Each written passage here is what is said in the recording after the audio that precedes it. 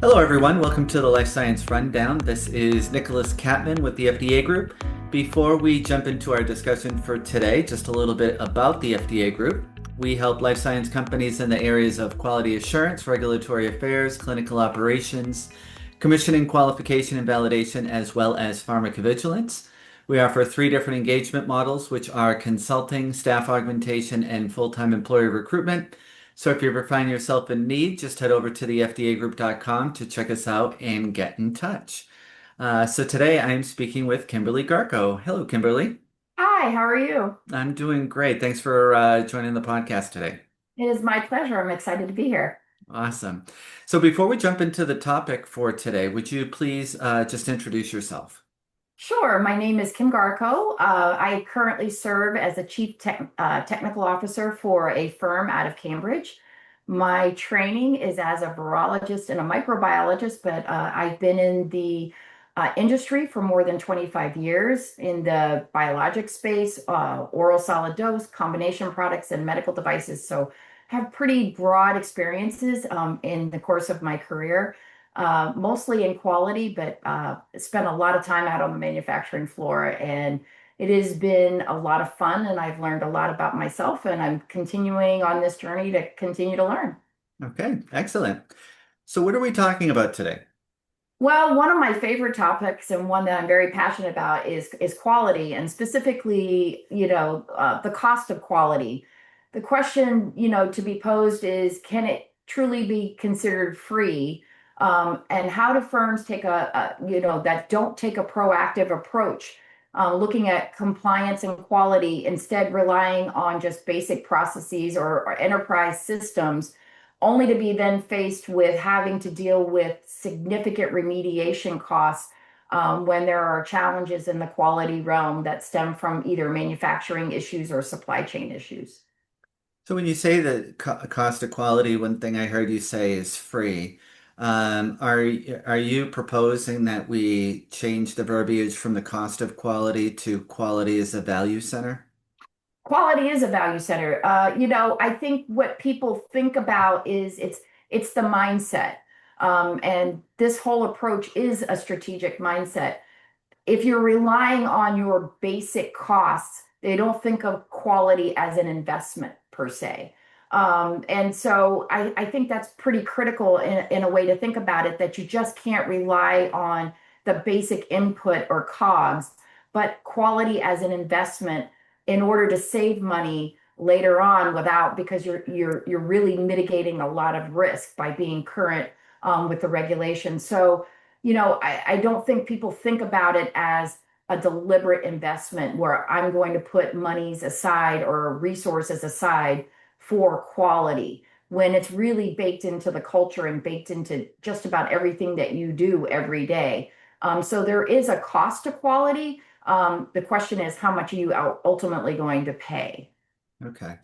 Now, as somebody that is listening to this podcast, and if I'm looking at quality as a cost center, not a center of value, and I'm listening to what you say, and I'm skeptical. Help break that initial wall of skepticism and help me and the audience understand how we can change the perspective of quality as a cost center to a center of value Right. when historically and traditionally I've looked at it as, a necessary evil and I want to keep it as low as I possibly can. Sure, and I think it's like any investment, right? You want to mitigate costs, whether it's in manufacturing, whether it's in your supply network. You want to save money. However, we live in a regulated industry, and when we talk about quality, I don't, as you alluded to, it's not quality assurance as in the department. Quality is part of the integrated culture, and it is a mindset that really stems from the very top down, and has to be integrated in just about everything a company does and their thought processes, whether it is in the department of quality, in manufacturing, supply chain, even in terms of HR, the people teams. You're talking about the development of individuals. Because we live in a regulated industry, there are certain principles and guidances and mandates that we all have to, execute on a daily basis. We operationalize our pipelines, we operationalize our commercialization, but there are requirements in terms of, the Code of Federal Regulations. These are not just for US, but global regulations. And so it can't just be like 32 people in a cost center that are overseeing. And the other thing is, I really tried to get away from quality being a point of suffering, but rather a collaboration, not only within an organization, but with the regulatory, agencies. It is how do we achieve the best compliance, in most current compliance, but in a way that doesn't end up draining the bucket because you're so conservative and you can't use risk-based approaches or phase appropriate approaches to achieve your goal, which is to shepherd programs through the pipeline and ultimately commercialize them. And really, at the end of the day, to bring value to patients. And it is an essential wrapper to that entire process. Hmm. I heard you mention the word principles. So, what do you think are some of the key basic quality principles? As I mentioned, it's really about the culture. You have to start with the culture and the relationships, both within the organization, the intra, organization, and external to the organization or to the firm with your CMOs or your partners. So the culture, the relationships, within that, they're not separate, right? They're all integrated, but the voice of the customer, whether they're your internal customers or your external customers, which then feeds back into the relationship piece that I just mentioned. I talked about, leadership. Quality and that mindset and that culture is established from the very top, from the chief executive officer through the leadership teams, all the way down to the lowest parts of the organization. But you can have leaders, leadership without authority, people who demonstrate by example, who understand the regulations, who have broad and deep technical depth. All of this kind of comes together as part of that, of those principles. Also, it's having engagement. It's, again, you don't want to do quality to people. You want to do it with people. So you want to have people that are engaged and bought into the messaging that having good compliance and quality principles leads us to having a better product and saving money and understanding our process and having those fulsome understanding of our technical processes and our quality requirements is really important, but you want people to be really passionate about it. Again, not a police state, but doing it with the organization because everybody has that responsibility. Having a continuous improvement mindset, I think, is very important. Process improvement. We should always be thinking about not just the here and now, but other areas affected or 3 years down the line. But how can I make this better? By improving processes, you can save money, you can save time, you can increase your efficiency, but it's also, a lot about the thinking and that mindset. People get really excited when their jobs are easier and they see the improvement or the impact that they can make. So by having that engagement and that process improvement mindset, it can really like propel an organization. And then, I think it's good decision making. Comply, on the scale of conservatism, quality does not have to be hard. It can be phase appropriate. It can be risk based, but it needs to be data based, and decisions need to be data based. With good decision making, you can make more risk based approaches, which again helps firms shepherd their programs through the pipeline and get you to commercialization. So this impacts not only the commercial state, but how you even run your clinical trials. So when you take all of that together, those principles are really what is the foundation that drives the culture of a firm. Love it. Let's talk about the differences between proactive, preventative, and failure costs in the context of the cost of quality. And can you provide some examples? So there's good quality, I call, and bad quality. And I know that a lot of your listeners out there have heard this or we speak to it. When you talk about proactiveness, again, I alluded to it in the previous statement about process improvement. What are your grassroots and process improvement initiatives in a firm? How do you take the feedback from the folks that are doing the work every day and leverage that to do your process improvement? Those types of improvements are proactive. You're trying to mitigate future risk. Process understanding and process monitoring. Having a fulsome technical understanding of your process and where it is in the design space. We've talked about, there's a lot of talk about lean manufacturing, Six Sigma. It's called different things in different realms now. I'm a little bit old fashioned. I think I'm still one of the ones that uses like the General Electric rules and that type of dating myself. But you know, that statistical process control and that trending is proactive. It allows you to look at your process and say, because the process speaks to you. Whether or not you're listening is a different question. So the data speaks to you. By monitoring those processes, you can actually proactively address issues as they arise. Because if your firm, CMOs are making a change to a process that seems innocuous, unintended consequences, can you identify those before it becomes a significant issue and leads to product impact? Um, while this is kind of down the list, one of the most important investments for good quality is training and development for your team. One of the most valuable resources in the quality realm is the people. These are the folks that actually do the work every day and, touch the product in multiple ways. So investing in good training and development, emerging trends, industry surveillance, having folks understand what those are and how to bring them back to a firm and implement those, I think is one of the best investments for good quality. Your quality management system, that is, your infrastructure. How do you look at your quality management system to make it work for you in a way where you're trending, your data? One of the worst things that can happen is your quality management system, you get all the inputs in, but you can't get the data back out. Hmm. So having a quality management system that allows people to freely manipulate, get the data and the information that they need to make decisions, and as well as manage those critical compliance components like deviations, CAPAs, change controls, like the requirements.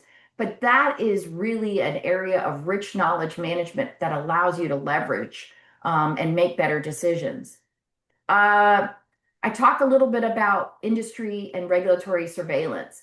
Having an investment where you are purposefully having folks looking at emerging trends or guidances or having input and feedback back to the agency, understanding, what that could mean to your company and the impact of a change to a guidance. We're probably going to talk a little bit about it later, but I've seen examples where firms miss something and then you spend an enormous amount of time and effort having to go back because it was a requirement, but you have to implement it after the fact, which is a lot different than being proactive and getting that in place to where it makes sense. Looking at self-inspection, that's also very important.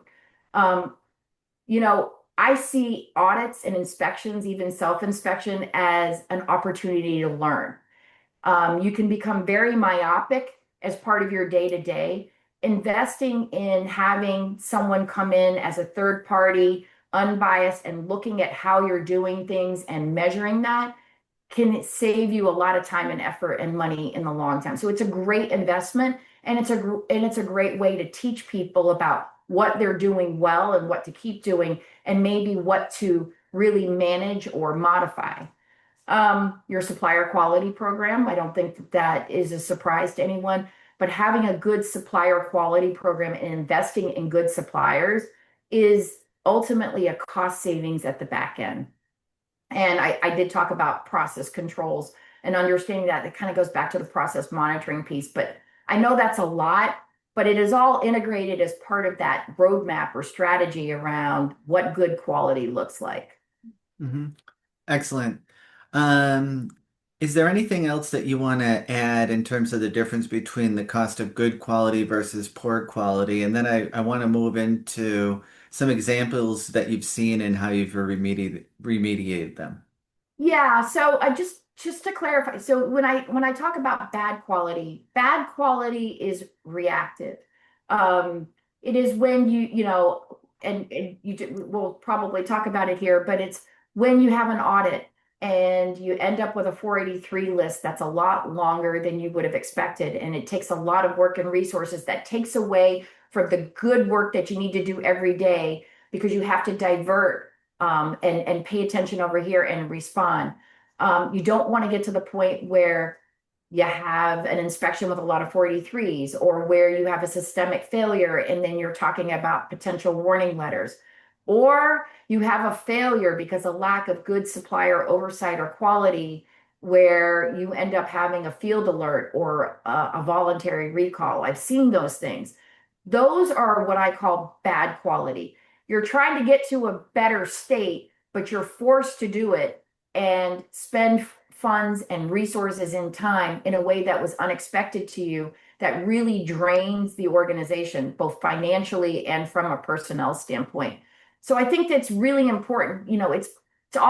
There's something good to learn from every event, even the bad quality events, but you really want to spend most of your time on the good quality side, improving your processes and saving time and saving efficiency, which really leads to having a much more nimble and flexible organization. That's awesome.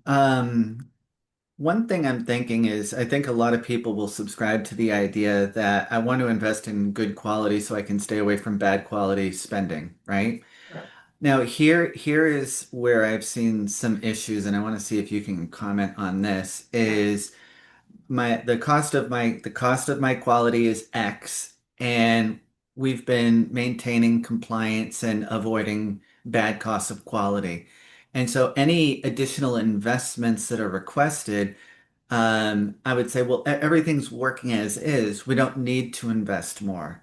And there might be some instances where we say, well, the cost of quality is X, and we've been really good for several years. I think we can shave some off the top. So, can you comment on that? Yeah, so I think what's really important there is that firms have a way of measuring their return on investment. Because I think that speaks to why you should proceed or reinvest or continue to invest. I think, even with my team, when we do something, I'm like, what is the time saved? What did we improve? How did we improve? What did we prevent? And communicating that back out to the business and to the management. If you don't do that, then all everyone just sees, the perception is money going in. You have to report out on what you've saved and what you've averted, as opposed to just, well, I got to go spend this on a new system. And it's not about having fancy enterprise systems. I've seen enterprise systems implemented in the wrong way that can cost a firm a lot of money. When you're talking about small firms, even paper systems can be efficient, but you have to figure out if we're doing this, I want to know what I saved. And being able to translate that and having everybody understand, it's not just even about our dollars and cents, but hours. How do you take time saved and translate that into a value that everyone understands? Because it's like, well, Hmm. I saved 200 hours, that amounted to X amount of dollars of Hmm. fully burdened. That could have been an FTE, right? Hmm. I think that's what's really important, is that you have the metrics, and then you have to get people to buy into that. That's one way to do it. But then you need to tell them the why. Yes, sometimes there's an initial investment, but what is the potential for that ROI on a longer term? Is it because of new regulations or new efficiencies that a system has, that could save? Again, it gets translated into hours and potentially dollars and cents, but it always comes back to return on your investment. Yeah. That's why people continue to reinvest even with the stock market, right? You make money. So you're going to put more money in there to make more money. It's no different when you're talking about something like quality. One thing I'm thinking about as it pertains to it is the the aspect of transparency and showing leadership exactly what they're getting.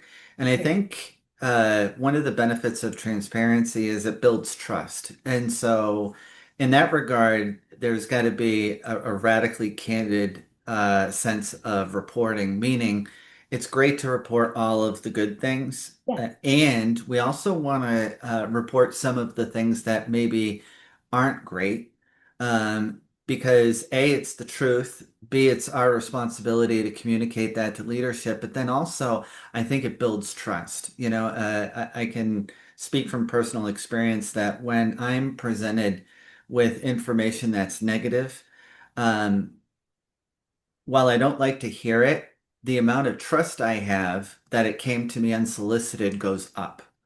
And so I think as we're talking about the cost of quality or quality as being a value center, making sure that you have a regularly scheduled system of reporting to management, the good, the bad, and the ugly, is Yes. going and turning it into ROI metrics or other types of easy to digest metrics Yeah. are going to allow us as quality individuals that when those decisions are made to A, not invest or to cut off the top, we can go back to historical aspects of reporting information and say, all right, if that is the direction that we're going, here is what you can expect. These are all reports that you've seen in the past and you're familiar with, assuming you open them, but I've been sending them, right?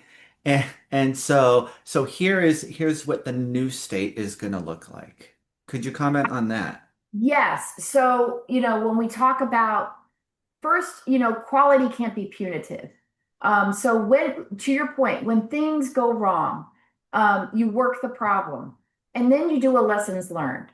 And, it is about transparency, but it's also by leading by example. When something goes wrong, I want to communicate appropriately.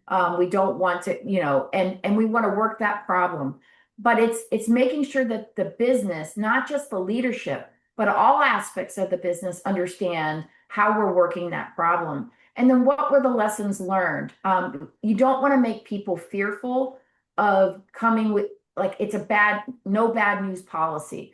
I think to your point about transparency, it's very critical, not just to the leadership, but to the people who are actually down in the trenches doing the work and handling and managing the system. So I do agree. Nobody wants to have to deal with a problem, but it's how you rally around that problem and what do you learn? And then how Mhm. do you take the lessons from that and apply it maybe not only to the system that you're talking about, but taking a step back and saying, where can I apply these learnings elsewhere? Or how? Or how do I remediate this in a way to keep it from reoccurring? I mentioned earlier, something good always comes from something that someone would call bad, but it's if you don't take those learnings and apply them, then it's a wasted opportunity. And quality management review is one of the most critical meetings that I feel I have. That's when I have all of the accountable and responsible leadership, and accountability and responsibility are key here, where everyone can see the metrics. And it's not about presenting it in such a way that you're trying to make it look better than it is, but here's the why, explaining to people why. But more importantly, here's what we're going to do about it. So it's not being in a defensive posture, but talking about how you're actually going to address the problem with the teams that you have. I think that's really important. And that quality management review process, when you have a really good one, everyone gets to see your KPIs, your performance over time, and then it's somewhat of a quality diary, right? But it's not just about quality; it's about your inspections, your supplier quality, your challenges. Then you might also have those instances where if you end up having kind of like a material review board, how do you take the learnings from that and the minutes from that and communicate that back out? How do you incorporate that into other parts of the organization? When I say, we talk about quality management review, it's not just quality that's there. It is my manufacturing team is there. All of the executives are there, but they're able to see and comment. And really, what you want is feedback from people outside of that arena to say, well, maybe I don't see the problem quite the same way, or here's an idea. Have you thought about this? Because, sometimes fresh eyes on something can be really valuable. So, maybe that's just an example of a way to do that. I'm not about trying to cover it up or keep it quiet. But it's how do you appropriately address it, and then how do we learn? Yeah. Woven into that explanation about getting the people in the trenches to report things that A could be perceived as putting their own employment at risk, or B, throwing somebody else under the bus, I think is one of the reasons that, or a couple of reasons that people are afraid to speak up. And so, woven within the culture of quality is this aspect of psychological safety Yes, and understanding that, if we're reporting things that aren't necessarily good news, it is for the short and long-term benefit of the organization. And, the alternative is we sweep it under the rug, it festers, it gets worse, and then, ultimately you get identified as somebody that didn't bring it to those responsible people and the attention of those individuals. Um, agreed. you also mentioned the good things coming out of the bad. And I heard this saying recently. I thought it was really interesting. So there's a guy on a farm and he's got one horse, and the horse runs away, and the townspeople go, "Oh, that's terrible." And he goes, "Oh, maybe." And then the horse returns home with six more horses, and they say, "Oh, that's wonderful." And he goes, "Well, maybe." And then three of the horses break their legs, and he has to invest all this money to pay for the horses. And they go, "Oh, that's terrible." And he goes, "Well, maybe."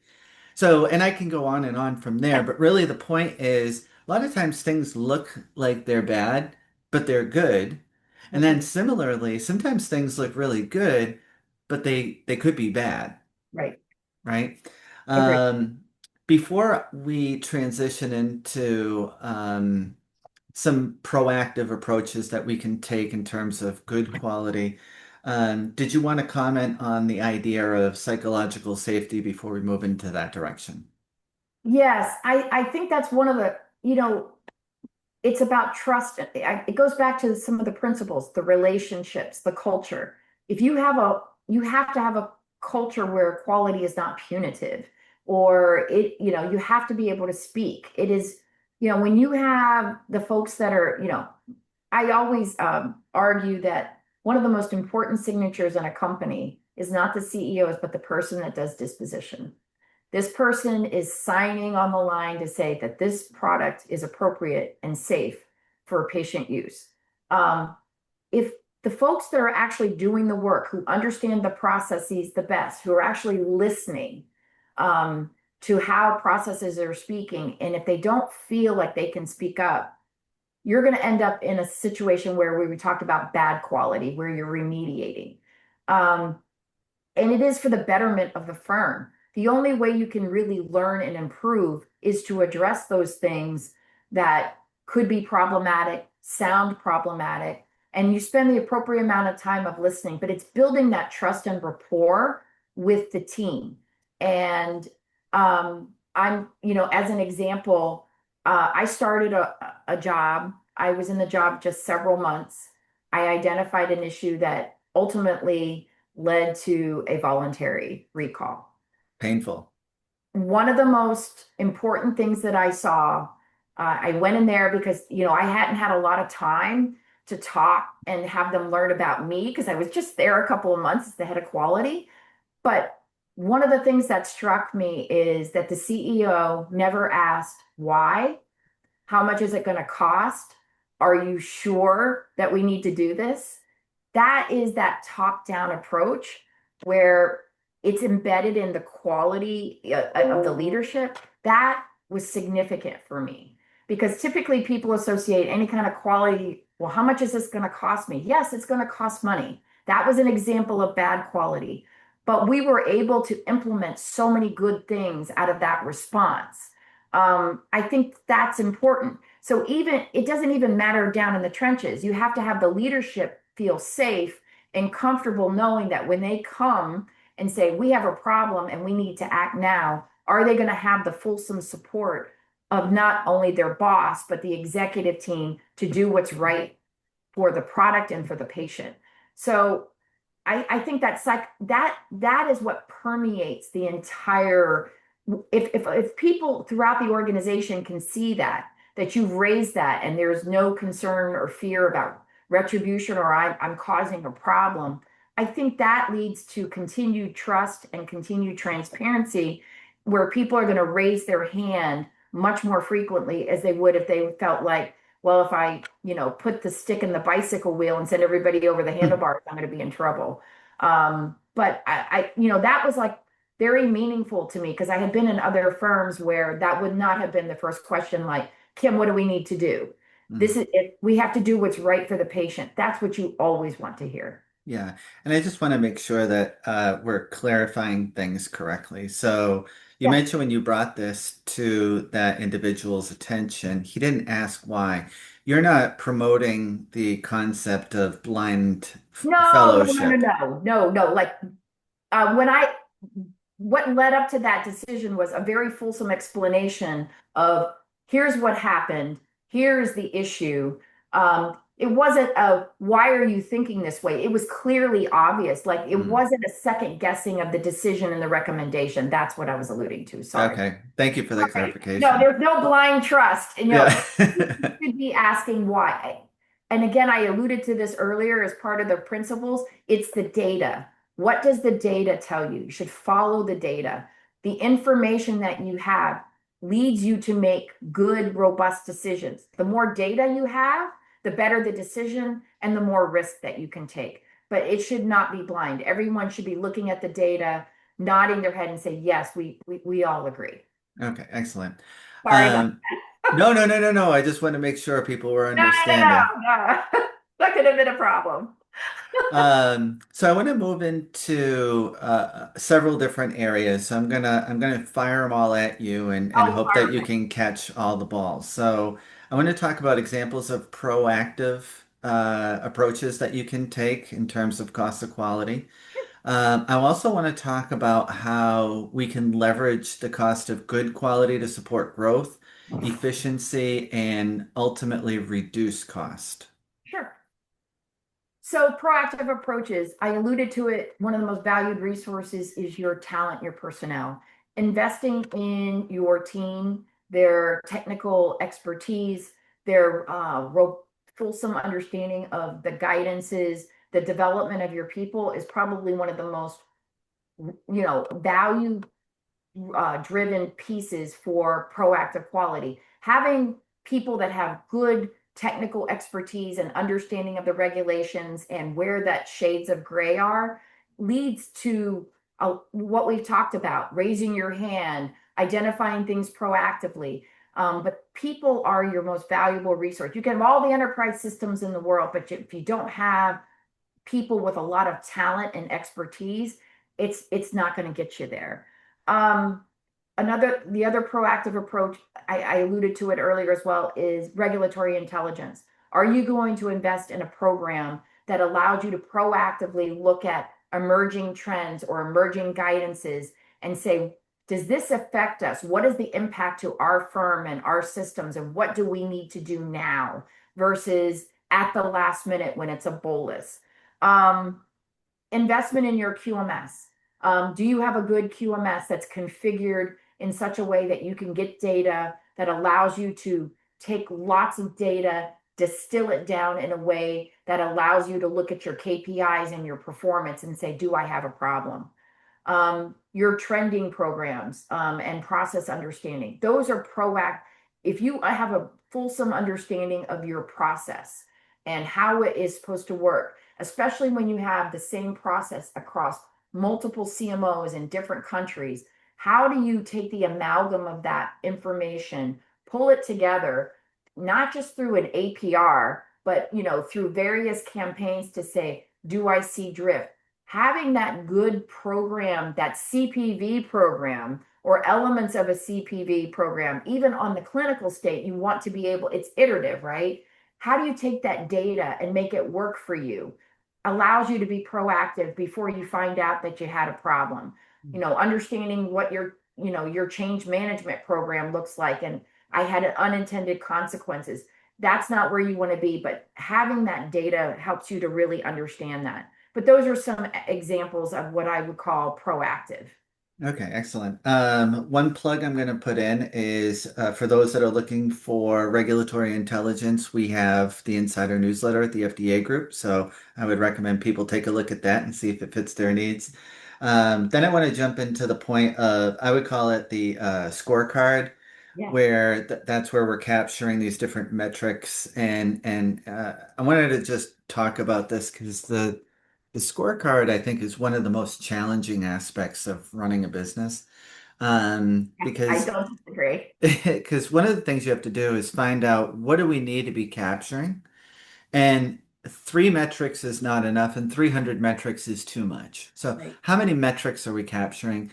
And then challenging ourselves once we've made that determination that we want to capture those metrics, in the sense that is this giving us data that's allowing us to make decisions, Right. right? We don't want to just capture information for the sake of capturing information. Another thing is that the scorecard is going to change over time. That's right. So metrics that were important yesterday might not be relevant today, and we might have to create new metrics and measurables that we need to capture in order to, again, give a good, accurate representation of the pulse of the organization. So can you comment a little bit on that aspect in terms of the scorecard, as I would phrase it, and maybe how people can deal with that aspect because it is quite challenging. It is challenging, and you want it to speak to you. What is it telling you? You just don't want to be able to report like, well, we had 90% closure on time, right? There are a couple of scorecards. You have your KPI scorecard, and then you also have your supplier quality scorecard, which feeds into some of your KPIs, but both are very important. But the scorecard is distilling a lot of information down into some very succinct pieces. When I first came to the role that I was currently in, we didn't really even have a scorecard or anything that was significant. We had to establish what those metrics. What did I want to know? I want to know about the perform. We're a virtual company, so I need to understand how my CMOs are reporting. Are we closing our investigations on time? The longer an investigation is open, the longer you have the chance for it to recur before you can implement those changes, or the bigger the problem can get. um, Confirmed OOSs is another one that I can use as an example. Like, what is that telling you? Is it telling you you have a product quality issue further upstream on the manufacturing side and not in the laboratory? Understanding. So again, phase appropriate with where your firm is and where that product is in the life cycle development. Some of your KPIs are going to reflect where you are in your growth journey. Commercial companies will have a set of maybe more mature metrics around maintaining and understanding, are we maintaining it, as opposed to what do we need to develop. But to your point, in the 5 years I've been in my current role, we've adapted our scorecard based on the changes that we've made, additional entries into the pipeline, or we've determined that some just don't really tell us anything, or we need to measure it differently. It really needs to come out of those conversations that you're having about the effectiveness of your systems in your quality management review. Is a great place where we've really talked about, is this really telling us what we need it to know? Or we've gone to add, for example, information about returns. Why is that important? Well, that's an important part of our business, and it was an indicator.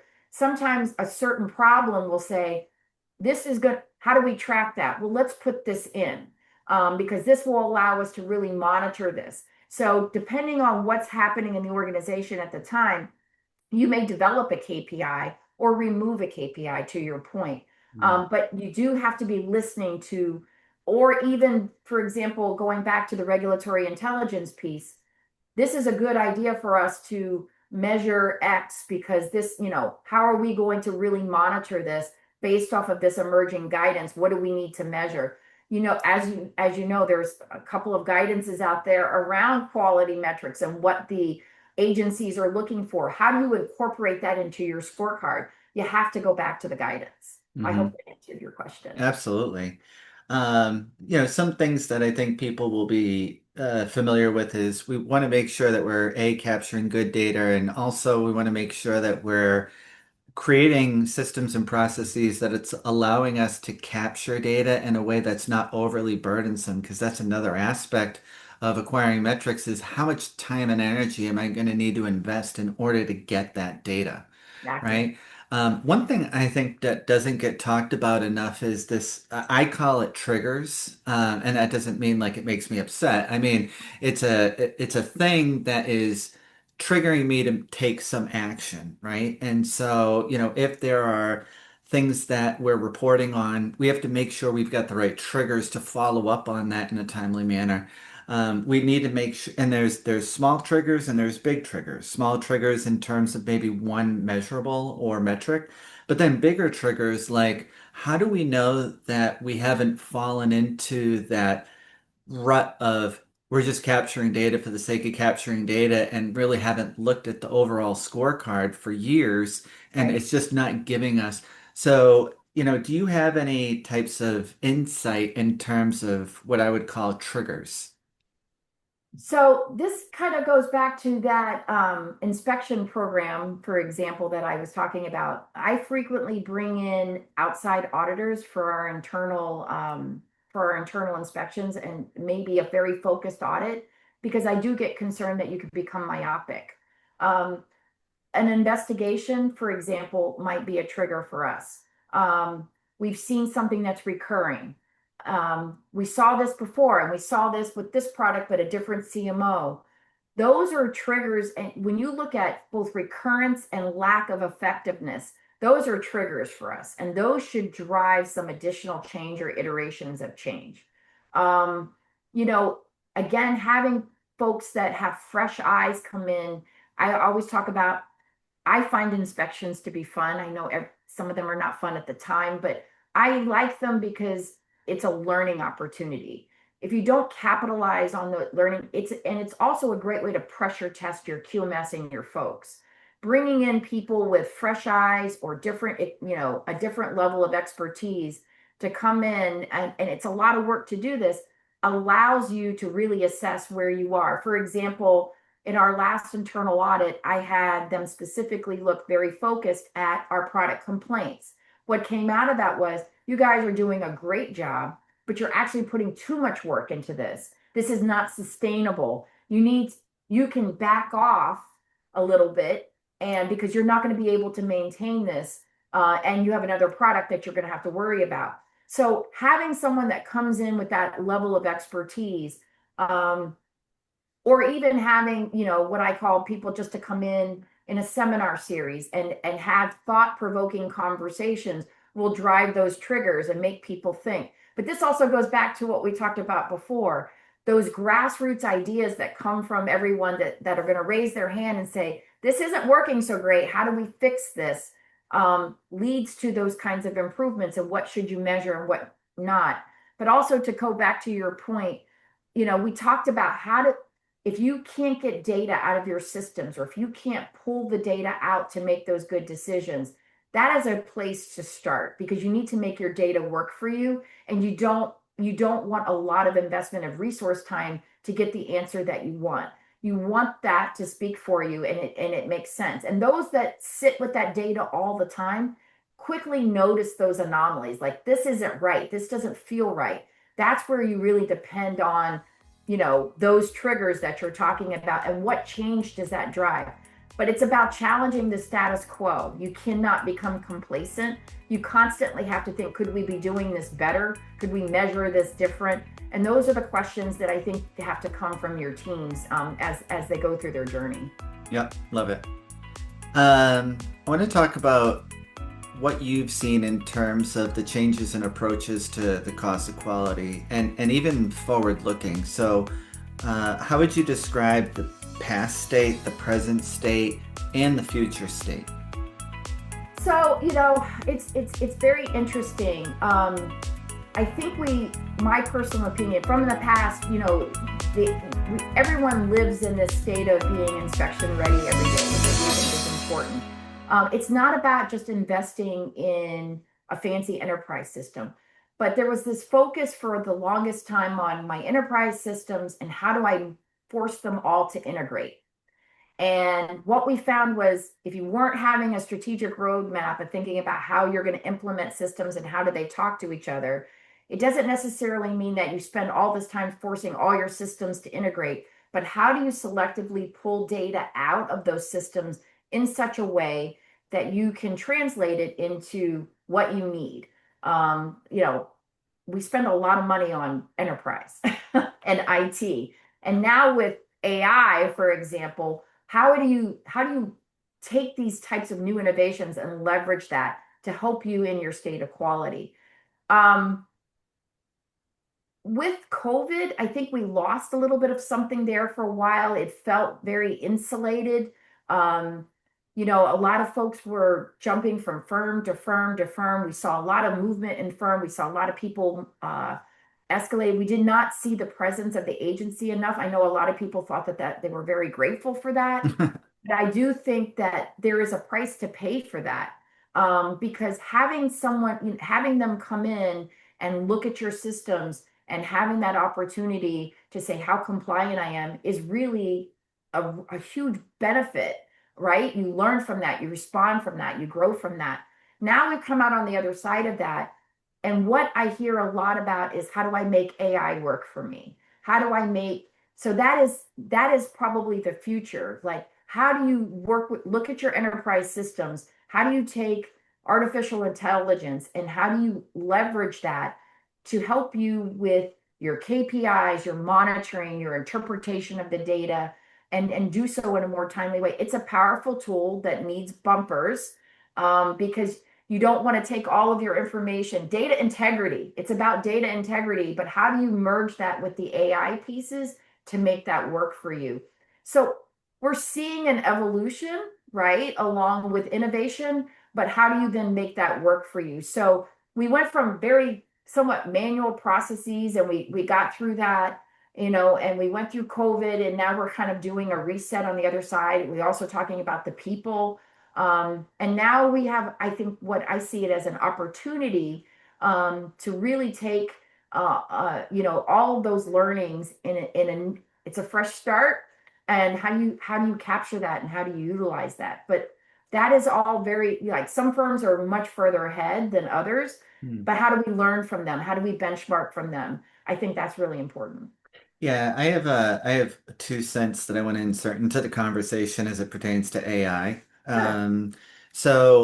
For those that can remember the early 2000s, and going down the software aisle of the conference, we can remember, you go to one booth and go, "What do you do?" And, well, we do a little bit of this. And then you go to the next booth and, well, we do a little bit of that, right? And there was no kind of consistency among what all these vendors were doing. No strategy. Yeah. Right. But then you started seeing things kind of start to solidify, right? You came up with the EDC, the ePro, the CTMS, the EQMS, so on and so forth.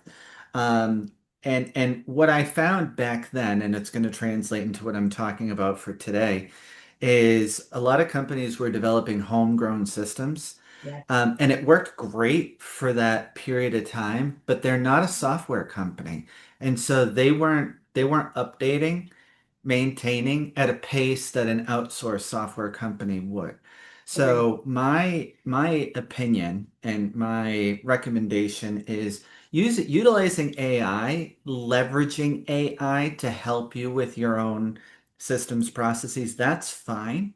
I would caution people to spend exorbitant amount of money in terms of developing homegrown systems, because what I expect is that there will be a very similar thing happening where you're going to walk down the software aisle today and it's going to be a lot of this stuff, right? But eventually they're going to start to solidify and calcify into real systems, real AI systems that you can then, that there'll probably be SaaS programs and then you can, leverage those applications, And then you don't have to worry about all that money that you put into a homegrown system and the constant uh, money that you have to continue to pay to support it, maintain it, and try to develop it because you're not going to be able to keep up, in my opinion, with outside software development firms. The other thing I would say is my prediction as it pertains to AI is yes, we're going to see a lot of this. Then you're going to start to see the solidification and calcification of real technologies. Then what's going to happen is there's going to be a consolidation, right? And we've seen that as well, right? So Viva, I think, is a company that has successfully taken all of these different systems, created modules, and they can speak to each other. I don't use Viva, so I can't speak specifically to it, but I think it's a good example of my point. Yes. So over time, what a lot of companies might see is they start to adapt outside technologies for artificial intelligence is you're going to have this one, that one, this one, that one, this one, that one. Right. Don't worry. Eventually, I think things will start to consolidate, and now you've got, 3 to 5 programs instead of 15. I don't disagree. And I that's why I said with bumpers, right?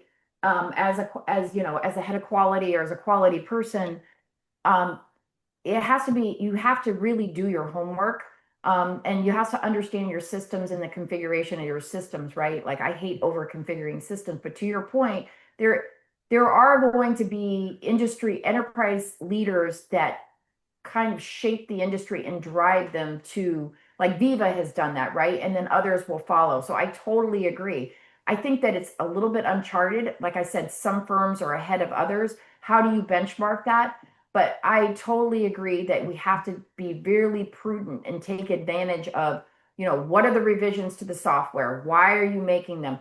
The IT part of the business is, and the quality IT part of the business is really critical as we talk about this. Your validated systems and the integrity of your data. That's why I said the two of them are inexorably linked and you can't separate them. So it has to be done with a level of prudence, but you don't have to be afraid of it. The question is, how are you going to make good decisions about what you're going to do with your systems? Yeah. Validation of artificial intelligence, that sounds like an oxymoron, but we No, won't not we won't talk about that today. that's not my level of expertise in totality, but I think we're going to see something. Oh, I'm sure. Well, we have to, Yeah. right? But if we understand the definition of validation and what artificial intelligence brings, it's kind of hard to square those up. But I'm sure we'll get there as an I'm sure industry. we'll get there. Yeah. This has been a great podcast. I really appreciate your time and insight. What would you like to leave the audience with before we close? I think that, again, it's all about the growth journey and the learning journey. Quality can be done in such a way that it's not done to you, but with you. But it's about what you're learning and leveraging across the organization. And that quality is not a silo into of itself, but it's just an integral part of what companies in this space do every single day. Ultimately, it's about the patients that we serve. And I think that's one of the most important things that we always have to keep in mind. We keep our heads down and we release the batches, but ultimately, these regulations and the quality aspects are in place, for our patients. And being like a mom of a type 1 diabetic, I'm on both sides of the fence. I always say, I hope they have a Kim over there.